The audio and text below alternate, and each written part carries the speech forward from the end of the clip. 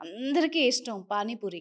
But నేను ఒక 15 years బ్యాకే panipuri తినడం వల్ల ఒక వ్యక్తిలో అంటే సివియర్‌లీ డ్యామేజ్ అయిపోయి ఆహ్, జాండీస్ బాగా అయిపోయి హాస్పిటలైజ్ అవ్వడం చూసా. అవునమ్మా.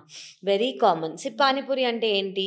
లోకల్ వెండర్ బయట హ్మ్. ఉన్న స్ట్రీట్ వెండర్ వాటర్‌తో మనకిస్తారు. సో, హ్మ్. ఆ వాటర్ సోర్స్ ఏంటి? సో, నేను మీకు ఇందాక చెప్పినట్టు కలుషితమైన నీరు లేదా కలుషితమైన ఆహారం వల్ల హెపటైటిస్ ఏ అండ్ హెపటైటిస్ ఈ వస్తుందని నేను మీకు హ్మ్. చెప్పాను. వీటిల్లో చాలా రేర్ మందికి liver failure, acute liver failure రావచ్చు అని చెప్పాను. ఓహ్! అదే కండిషన్ మీరు చెప్పింది. ఓకే. సో, ఈ వాటర్ కంటామినేట్ అయ్యి ఉంటుంది హెపటైటిస్ ఏ లేదా హెపటైటిస్ ఈతో.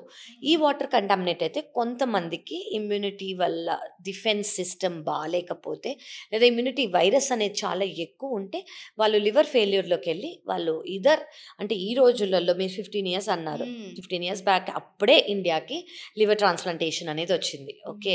హ్మ్. సో, ఇప్పుడు మేము left, right, centre liver transplantation అనేది ఉంది అని చెప్తున్నాము. ముందేంటి వేరే దేశానికి వెళ్తేనే లివర్ ట్రాన్స్‌ప్లాంట్ చేయగలిగేవాళ్ళం. ఇప్పుడు మన దేశంలోనే one of the best doctors ఉన్నారు. లివర్ ట్రాన్స్‌ప్లాంట్ అంటే కొత్త లైఫ్. సో, ఆ లైఫ్ మీకు అంటే ఇప్పుడు for example hepatitis A, hepatitis ఈ వల్ల లివర్ ఫెయిల్యూర్ అయిందంటే ఇమ్మీడియేట్‌గా లివర్ ట్రాన్స్‌ప్లాంట్ చేస్తే they will be normal. Probably ఆ రోజుల్లో అది ఇండియాలో లేదు కాబట్టి మేబీ ఆ మనిషి బ్రతకలేదేమో.